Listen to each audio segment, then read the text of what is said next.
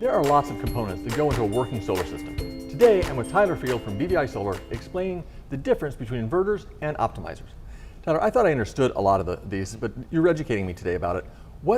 Let's first define what are optimizers, or inverters and then optimizers. So everyone knows that the solar panels work by converting sun's energy into electricity. Less commonly known is that it converts into DC electricity, whereas your house operates on AC. So it's to flip it into the AC. Yep, so the inverter, it performs that service. Okay, so the inverters, the debate was always micro versus string, and I heard that micro was superior. Why is that? So traditionally, string inverters treat your solar system the same as a Christmas light string, whereas if one goes out, they all go out. Microinverters, on the other hand, treat each individual panel on its own inverter string, and therefore, if one goes out, the rest of them still perform very well. So one bad panel doesn't bring the whole thing down like the Christmas tree lights. But the game is being changed today with the optimizer, correct? Let's talk about the optimizer.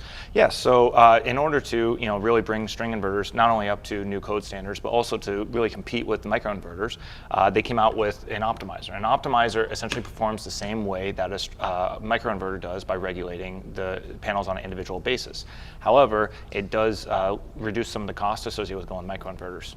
Okay, so you're getting the benefits of what you always had with the microinverters without the cost of the microinverter. Is that basically it? Exactly, yeah. So the microinverter here does cost a little bit more, but you also have more components on each roof. So in essence, if something goes out, you have a greater chance of something going out. And they're the expensive piece to fix, right? So you have 20 chances with that to have it go wrong, even though it doesn't bring the whole system down.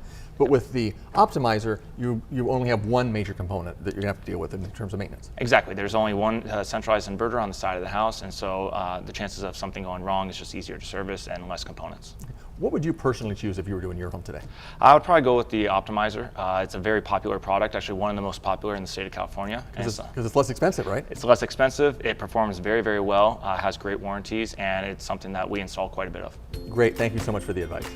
You can get $1,000 off if you call BVI and get your solar system this year. Not much time, so act fast.